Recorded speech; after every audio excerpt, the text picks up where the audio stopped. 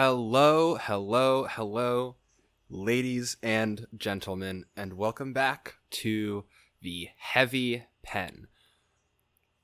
I am your host. My name is Christian. You can call me otherwise Chandelarian. This is episode 5?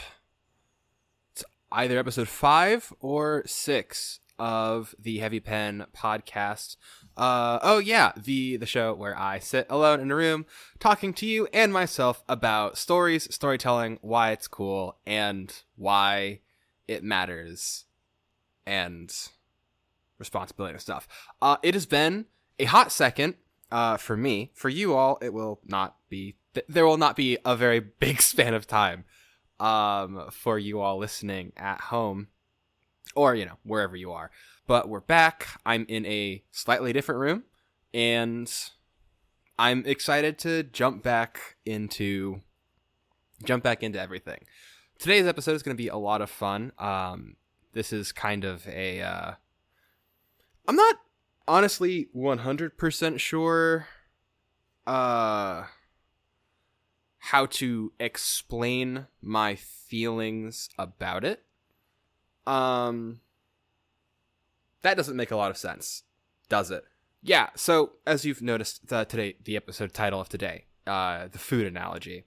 What does that mean? What is that?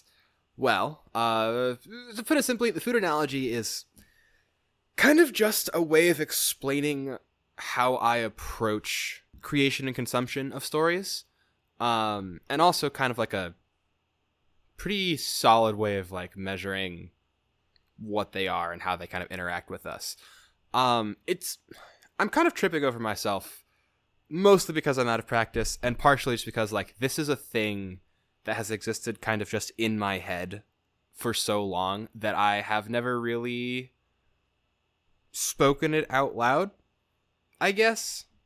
Like, this is obviously, or not obviously, but like this is not the first time I have talked about the food analogy, but this is the first time I've like talked specifically about it and have attempted to define what it is and all of that. So bear with me a little bit, please, as I kind of stumble over this. But I promise by the end of this episode, you will have, first off, you will know what the heck the food analogy is. And you'll come away with maybe a newer way of kind of understanding how stories interact with us, both as creators and consumers, and how different stories serve different purposes, and how they're all equally valid, and all of that good stuff. I guess that's all the ado. That's all the ado that we need. So without further ado, let's just get straight into what the heck is the food analogy.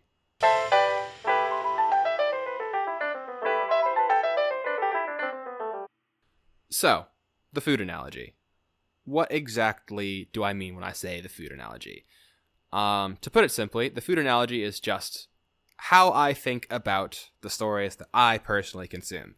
I'm certain that this idea is not original to me. I'm almost 100% certain that someone else has been like, oh, yes, the Lord of the Rings is more similar to a finely cooked steak dinner, whereas, I don't know, Twilight's more of like a bucket of popcorn, or honestly, no, I would not call Twilight a bucket of popcorn in this analogy, but hopefully, even with the kind of mislabeling of Twilight there, I hope you can kind of see what I'm getting at. It's basically just, thinking about stories as food.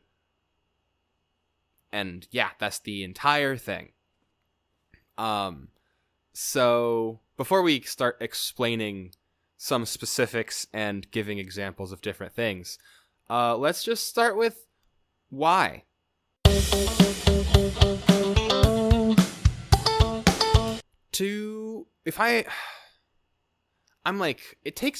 It's been a very long time since I've really like pondered the origin of this thing. This analogy that I've kind of used for a while. I believe if I am correct, that the first time I thought about stuff this way was when I was in high school and had just started getting into anime.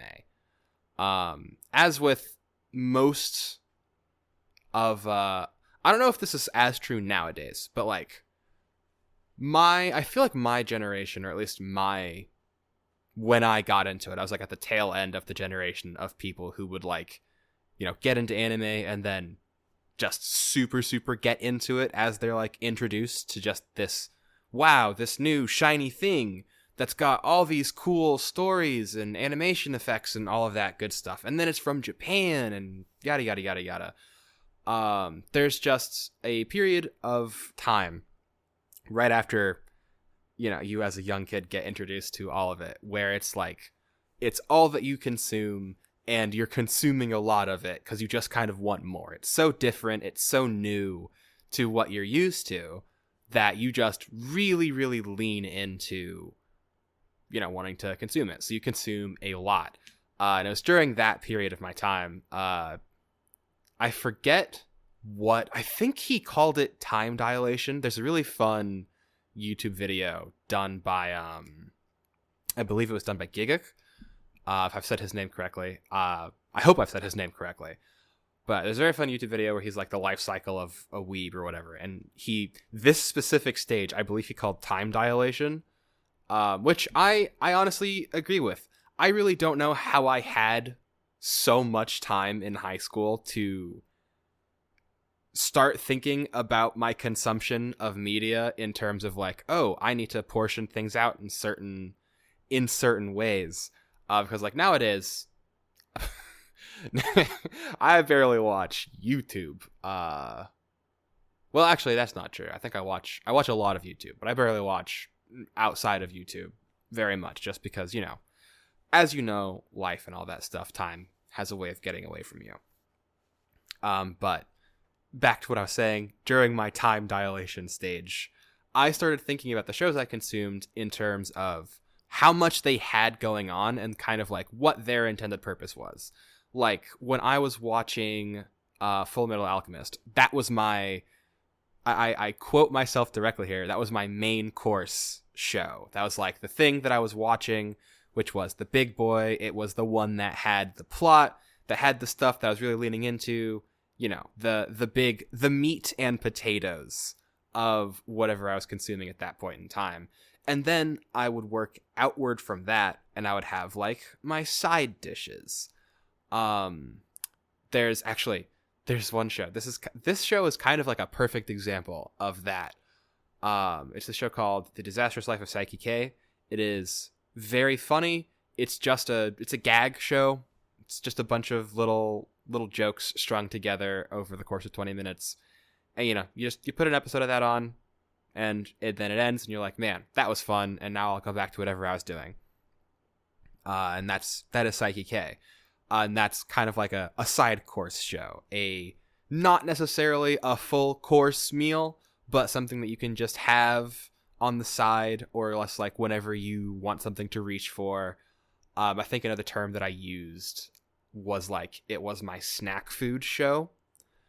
Just like the thing that's, when I'm bored or I want a quick distraction, I went for Saiki K or other shows like Saiki K. I'm having trouble pulling examples right now of other like gag shows. I guess you could call One Punch Man a gag show, but like, I don't know. We're not gonna get into the nitty gritty of like, oh, what show is a snack food show and what show is a main course, because that's my main purpose right now, is to just explain what it is before I get into kind of the deeper reasons why I think this is a system worth using.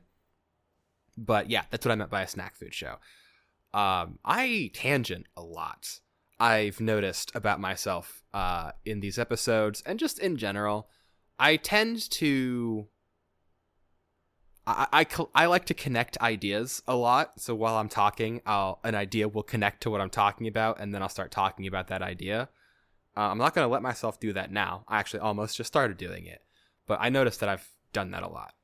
But yeah, so main course, snack food, and then I don't remember how many levels of this I had. I know I had 3.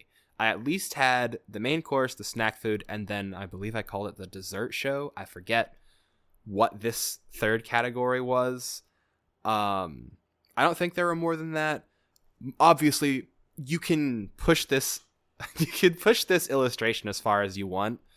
You can have your main course, your side dish, and then you can add on top of that your dessert, your drink, blah, blah, blah, blah, blah. This specific illustration, the like, oh, here are the shows that I'm watching and how I'm consuming them, is not actually super helpful. So I just want to get that out of the way. This is not me giving you a framework to kind of categorize how you're consuming media.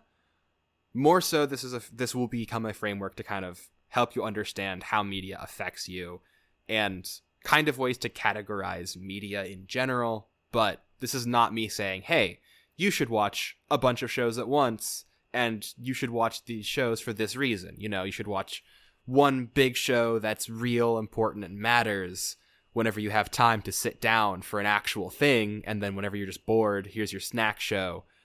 That's not what I'm saying. I'm just explaining the roots of this idea. And I have once again gone on a tangent, haven't explained what the dessert show was. So let's just quickly do that before I get lost in the weeds again. So the dessert show was basically just another snack show, but it was it served a specific purpose. Obviously, living life, you get stressed out. There's really no reason for me to dive into that sentence. Living life, you get stressed out. There. Snappy little quote. Congratulations. You've explained how life works. So the dessert show was literally just like the comfort food, the thing that I would put on whenever I just wanted to like decompress. I actually find this really funny because now looking back at that, I kind of think that was an unhealthy way of thinking about consuming media. Just kind of thinking, oh man, today was a tough day. Instead of facing or thinking about any of that, I'm gonna go watch my fun little cute show so that I can unwind and just move past all the stuff rather than dealing with it. I don't think that that's necessarily super great. That level of escapism, I think, is pretty dangerous and can be very harmful. But we won't go too far into that. I have a whole other episode that I would like to do on that concept of escapism and things. But that was what the dessert show was. But yeah, so the dessert show for me was mostly romance, but the dessert show for you could be any number of things. I have a friend who he's super into cats. So like for him, a dessert show would be like a show all about cats. There's actually this one little like series of shorts. I think it was called, this was another animation. I believe the title of this was Ore Tsushima. And it was literally just about a cat doing cat things. I didn't really like it because I didn't see any point to watching it at all. But, he really vibed with it. He really, really vibed with it. And honestly, that was the point of the show. And if it worked for him, then I'm not gonna go out and be like, oh, this was the worst thing ever, because it truthfully wasn't. Also, just another quick disclaimer or caveat. I have said show for each of these stages. That is not because I am exclusively talking about shows. That is because when I came up with this framework for myself, I was watching a lot of shows. And this was just how I was categorizing what shows I was watching at what point in time. So if I say show in the future, it's probably safe to assume that that's mostly a slip of the tongue unless I'm specifically talking about a show. But all that's been said, we can move on to the, I guess, how this actually is useful. I just spent a long time explaining what the food analogy is and how I used it in the past. So let's move into why is it useful and how we can use it now.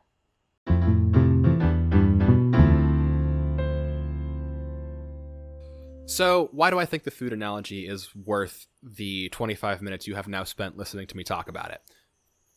Well, simply put, I think thinking about stories as food is actually a really good way of thinking about how these things affect us.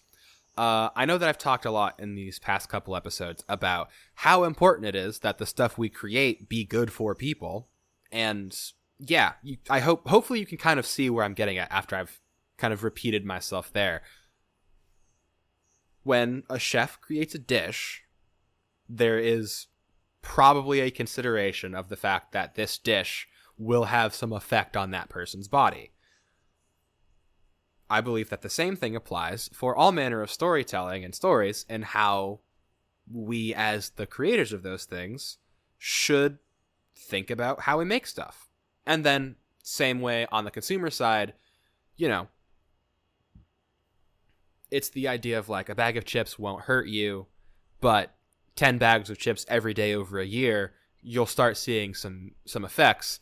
As a consumer, you are responsible for the stuff that you consume, and it's important to think about the fact that anything you consume, whether that be food or stories or media, that will have some effect on you, some effect on your development, your growth, and all that stuff.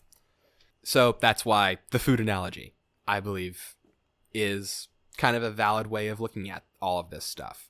I just talked a lot about these subcategories of like main course, side dish, dessert food. I don't hold very fast to those categories, but I do think looking at the stuff that we consume and make story-wise as dishes, as food that we are consuming and putting into our bodies, is a pretty good way to kind of remind ourselves of the importance of consumption and how it affects us. I said the thing about the bag of chips not killing you every once in a while, but every, 10 of them every day for a year, you'll probably start noticing at the very least a little bit of weight gain and some sluggishness. So what does that look like for storytelling? I could go for the low-hanging fruit and be like, oh, if you are always on those dang phones and you're scrolling your shorts, your brain will rot and your teeth will fall out and you'll lose all your letters. But here's actually a completely what I think this is a better example. Movies.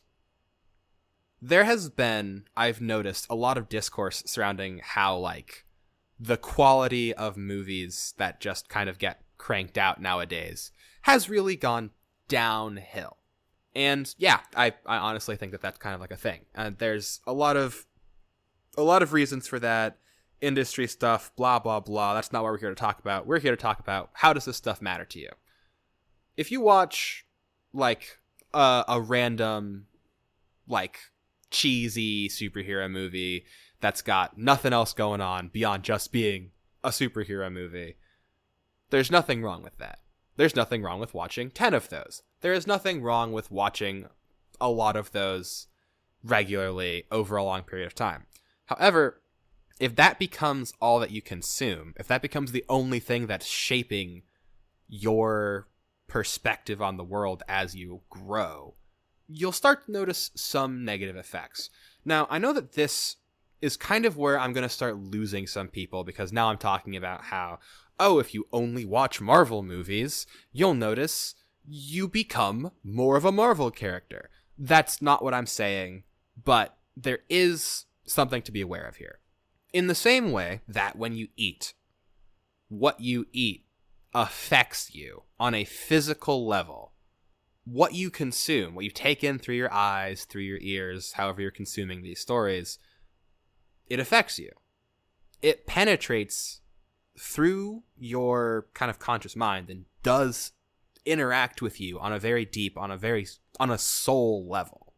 This is a concept that's talked a lot, or well, I don't know how frequently this is talked about in Christian circles, but when I was growing up, I remember, this is like one of the things that I remember like the most distinctly was this concept of, I hope I'm remembering this phrase correctly, but like the eyes are the gateway to the soul or to the heart. That line, that phrase, that concept of, what you take in through your eyes goes straight to your heart, goes straight to your soul. That should matter. And like, it's very easy to kind of hand wave this as, oh, it doesn't really matter. But when you really think about it, like if you sit down and you really consider what are the potential harms of poorly managed consumption, you can see some very distinct effects pretty clearly. A very obvious example, which I talked about in, I forget which episode this was, but the one where I was going over all the it was the episode where I had all my notes, and I was very excited and nervous about having a bunch of my notes talking about propaganda and all that stuff. Propaganda is a form of storytelling, and it's a very effective form of storytelling because you don't see a poster saying Group X is evil and we have to band together to fight them and immediately go, oh, well, this poster must be true. I'm going to trust it implicitly. But if that is all that you are consuming, all that you are seeing on a consistent basis, whether you want it to or not, that will start to shape your view of the world. And not necessarily shape it in direct accordance with whatever propaganda you're seeing, but it's going to get shaped by it one way or the other. Either it gets shaped positively along its lines, positively meaning like it shapes you in the way that it's attempting to, or it shapes you against it. Honestly, a great example of kind of a negative reaction to propaganda. You can think about like the anti-war sentiments during, I want to say this was during the Vietnam War. Yes, during the Vietnam War. You can see it nowadays with just the anti-advertiser sentiment that has been growing a lot in online spaces. People are very tired of ads, and, you see that sentiment. That is a negative reaction to propaganda, quote unquote. But in all of those cases, you are being shaped by the propaganda that you're seeing. Like, it is affecting you, whether you are conscious of that or not. And sometimes you're not conscious of it. And that's the time that you need to be a little wary. Food becomes a part of you, whether you want it to or not, as soon as you've consumed it. Same thing for any form of storytelling, narrative, all that stuff. Whatever you take in, you've taken in. And that's why it's important to be a little discerning, to care about the stuff in your stories. And to a degree, we are somewhat societally aware of this. You see stuff about like, oh, this story has X negative thing, or this creator has X negative trait. But I feel like we don't take it seriously enough. I feel like on a very serious level as a society, we, just think of these stories as fun little things that occasionally give us value, but overall are just kind of there to be thought about, not much outside of the act of consuming them. And I think that that's dangerous. I think that that's a bad way of approaching something which is just straight up and down nutrition for your brain and your soul. I'm certain that all of you, if you really sit and think, can find examples of times in your young life or even in your recent life where a story has had a deep impact on you or had some sort of developmental effect on how you move forward with your life. Anything from just teaching you that lying about important things is not a good thing to do, from stuff like, The Boy Who Cried Wolf, or something as deep and profound as the burden of carrying something that you can't share from watching Lord of the Rings. Like, if you really sit down and think about it, you'll be able to find examples of how your consumption of stories has changed you as a person. It's food. It's stuff you've eaten. And in the same way that you are what you eat, you also become what you read, become what you watch. Ergo, the food analogy.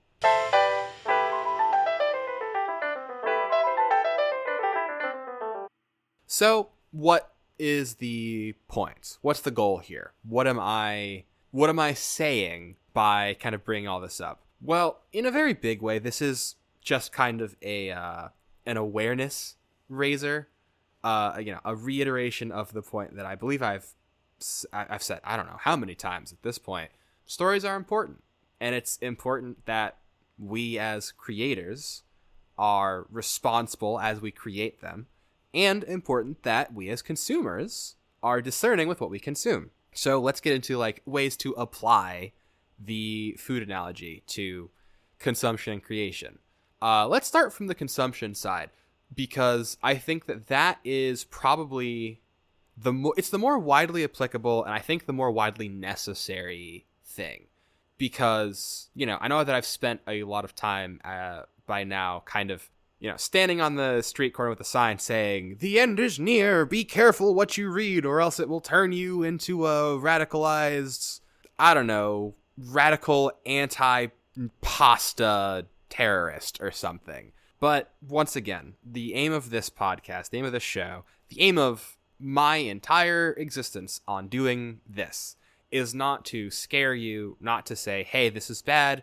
It is to say we need to do right by ourselves and each other, and then to give you an example of how that works. So, how do we apply the food analogy to our consumption of stories? It's honestly pretty straightforward. You've probably thought of it already as you've been listening, but we're going to list it out here just to have said that we have listed it out here. Vary your diet and care about what you eat. That's basically it. That is the bare minimum that you need to do, and you probably do a little bit of this unconsciously anyway. So, yeah, it's 2 steps. Vary your diet and care what you eat. Let's start with step 1, vary your diet. What do I mean by that? Please branch out of your comfort zone and try things outside of what you would normally consume. If you love action movies and you only ever watch action movies, branch out a bit. Read a book that's not action focused. Watch a different kind of movie. Interact with something outside of your typical sphere of comfort. Why is this an important step? Why should you vary your diet? Well, honestly, I could pull 10,000, highfalutin complicated reasons, but I just think that it's important to have a varied palate. I think, especially nowadays, in the age of convenience, we get really, really comfortable wherever we are, and instead of ever trying to expand that area, we just try to fill it with more stuff. You see it now, there's like a trend in marketing for books, where a lot of books will market themselves as, oh, I have these tropes, and this is my plot progression, this is my genre, I'm a happily ever after with no cheating, it's a slow burn enemies to lovers, academy setting, and all that stuff. And I personally really dislike that a lot.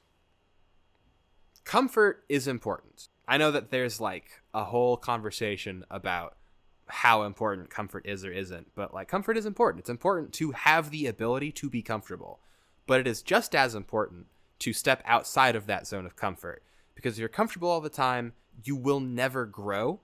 But if you're uncomfortable all the time, the same remains. You should never always be standing in the fire, because you need that recovery. You have to sometimes take a step away from, reading Nietzsche or whatever.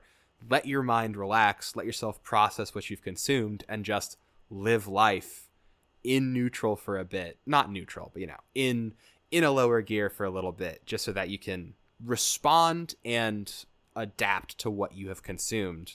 But it's also important to step out of that lower gear, to start reading Nietzsche. I don't know why I'm using Nietzsche as an example. I've actually never read Nietzsche, but I was fishing for, what's a, high-minded, high society thing. I'm not telling you specifically to read Nietzsche. Literally, the thing that you could do is honestly, you could just read a book. For some people, for a lot of people, simply reading a book is outside of your zone of comfort. And, oh my gosh, will the growth you get from stepping out of that zone be exponential? I promise you, it's worth trying. But the reverse is also true. If you only ever read books, might be time to put the book down and try something else.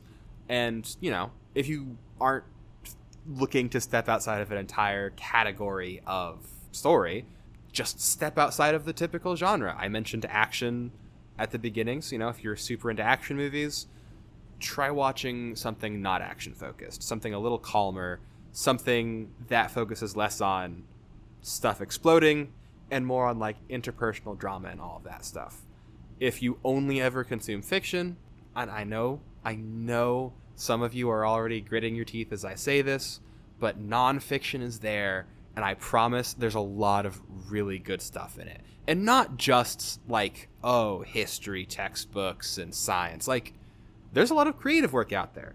Creative nonfiction is a wide, diverse, and beautiful subsect of all of this stuff. And you're doing yourself a disservice by not going out and consuming that, by not going out and seeing not just stories other people have made, but other people's life stories.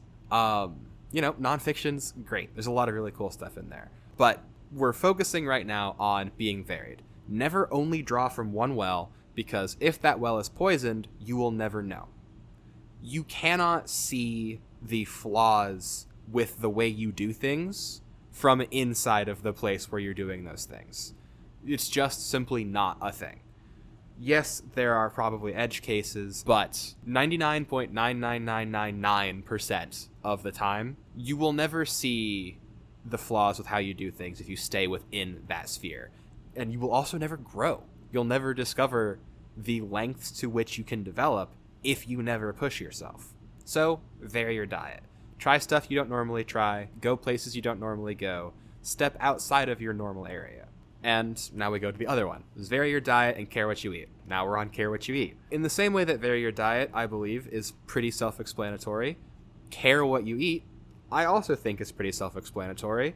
And honestly, between the two, I think this is the one that most people ignore.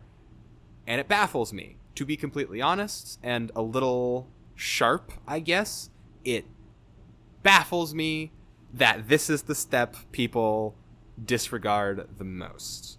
When I grew up, there was this concept of, you know, double checking. You never just took it at face value.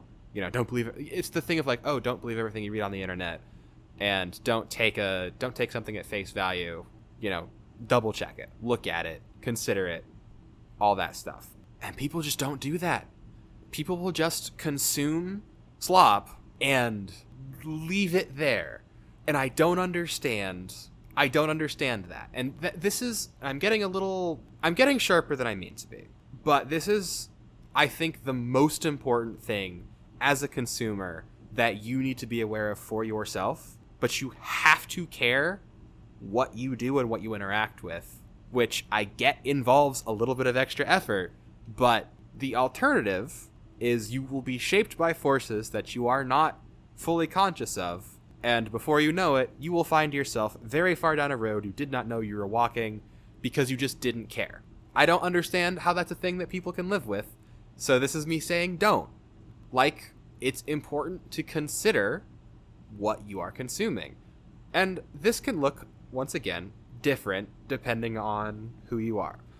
Maybe caring what you eat literally does just mean the stereotypical, you know, get off your phone, smell the roses, stop using the internet, all that stuff. Just be more present in your life. Maybe that's what care what you eat means. Maybe it means put the potato chips down and just realize you weren't that hungry. You were just bored. Maybe it looks like you just need to change what you eat. Going back to the potato chips thing, I know I sound like a 70-year-old man talking about, oh, you got to put your phone down and all that, but I promise you it's important. So maybe it's not that you need to put the potato chips down, it's you got to stop eating the potato chips. I mentioned how I watch a lot of YouTube, and that's something that I'm kind of getting my handle back on it. Baby steps are important, so the baby step here would just be like, watch better stuff. Don't just mindlessly put things on. Look at the stuff, consider it, sample it, see if this is something that will give you some value, and if not, just move on. And then kind of taking bigger steps is just consuming different things. I mentioned how if you watch movies, maybe you should try reading books. This is another kind of example. This is another version of that. Just do different things that will give you value, which does mean that you're going to have to do the legwork to find that value. But sometimes it's just you got to change up your diet. You got to eat something different because whatever you've been eating is not good. Another example of like how caring can kind of manifest is it's just, I guess this is the savor. So this is less care, but more like just experience what you eat. But I'd say this still falls under care. But like, savor it. When you watch something, when you read something, when you listen to a book or whatever, think on it. Let what is being said stay in your mind for longer than the 2 seconds in which it was said. If you find an interesting idea, hit pause, take a note down or something. Just give yourself time and space to actually sit with that idea and really grapple with it. Like, think on it, feel it in yourself, because it's entering you one way or the other. You've heard it, the bell cannot be unrung, Pandora's box cannot be closed. This is a thing now. So best to consider it. And, don't just do that with interesting ideas. Do that with ideas you don't like, or ideas that you just kind of noticed. If you noticed it, something stuck out about it to you. So, write it down, hit pause, and really think about it. Just let yourself experience these things and let it matter. Care about the fact that you have consumed this thing and let that matter to you. So, yeah, for consumers, vary your diet and care what you eat. But there's two sides to this. What about the creators?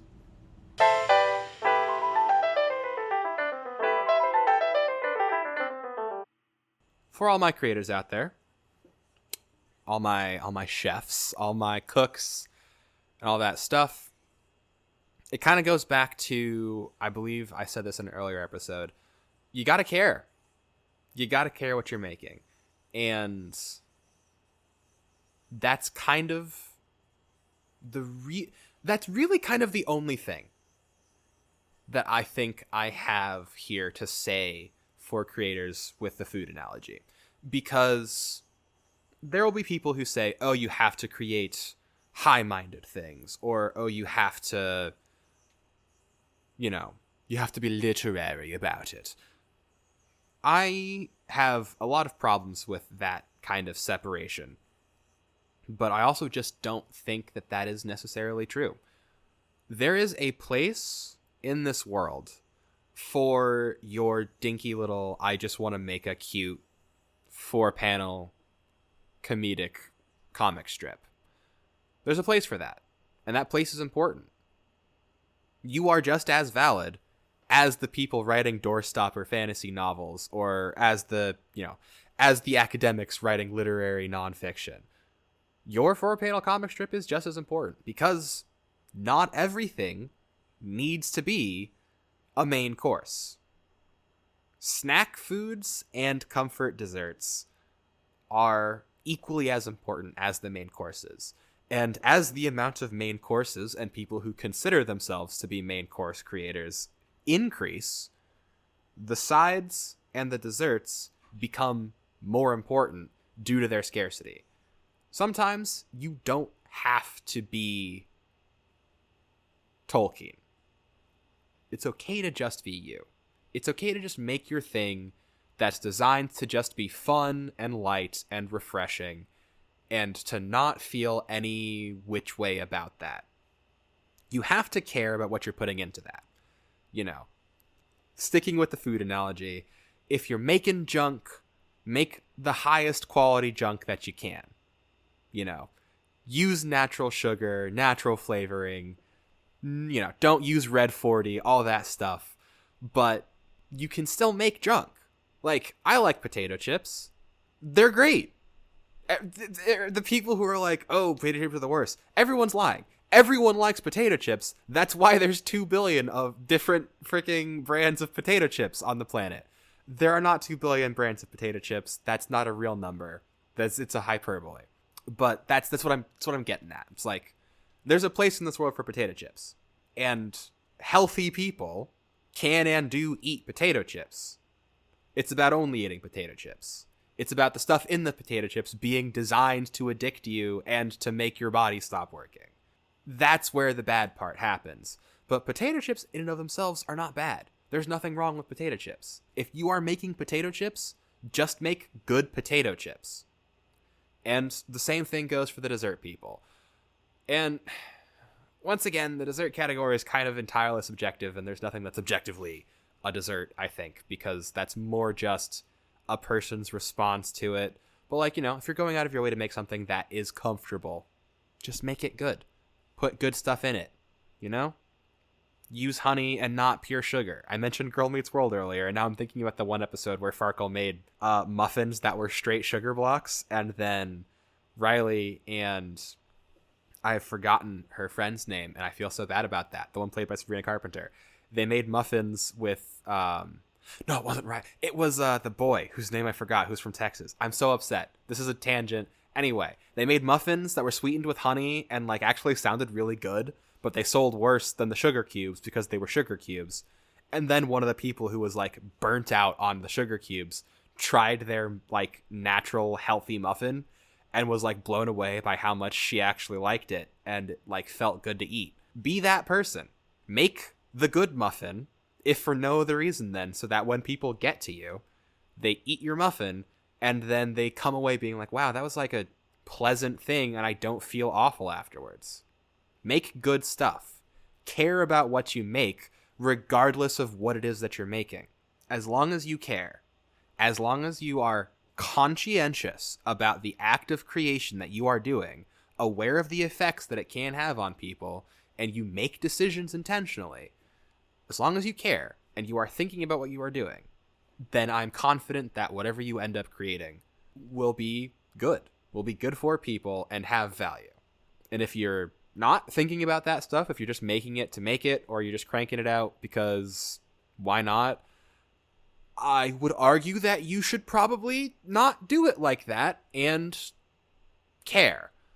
Creation is not something to be taken lightly. A chef does not make food flippantly. They make food because it is their occupation and they care about what they're making.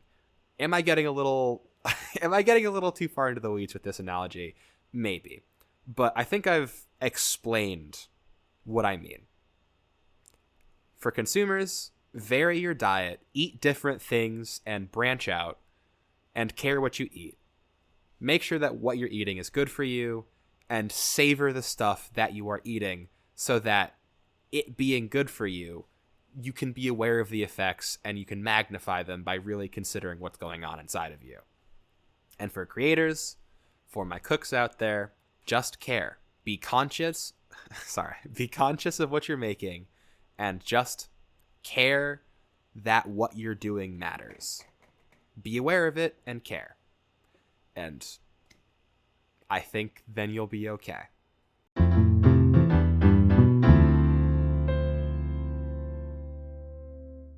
Yeah, so that's the food analogy. Thank you all so much for coming. I'm it feels unreal to be making this show at all, regardless of how it performs, which I don't know at the time of recording this how anything is doing. But it's out there in the world and it's kind of just crazy to be able to do this. I think it's so cool that I get to live in a time where this is possible for me to do. I apologize if anything in this episode sounds not great. I think I said at the beginning, I'm in a different room than the first time, so I'm still figuring out how to get all of the acoustics and stuff set up well. So, please bear with me a bit. This will be the worst it ever sounds, so I'm hoping that it sounds fine and I get better from here. But, if it sounds really bad, I'm really sorry about that. I'm working on it. But I had to get this recorded and ready to go so that I didn't lose my stride. But yeah, I hope you all are doing great. I hope you're out there making stuff. Once again, I would just like to reiterate all the stuff I say here, it's not just for writers. It's not just for anyone else that I mentioned specifically. It's for all storytellers or people curious about storytelling and the weight of responsibility that rests in your hand. But yeah, that will be all for me today. Look forward to next week's episode. And yeah, I will see you all next time. I don't remember if I had a specific outro, so I'm going to use the one that I use in other places. But yeah, you can find me everywhere at Chandelarian. You find me on YouTube and all the other places. So if you would like to look, go ahead. If you haven't followed this show, please do. I appreciate every single one of you out there who is curious at all about what I have to say. With all that said, all the shows and stuff done, I hope you are having a great period of time that you are in, and I hope you have a great rest of your day, night, or whatever time it is wherever you are. And I will see you all next time. Bye-bye.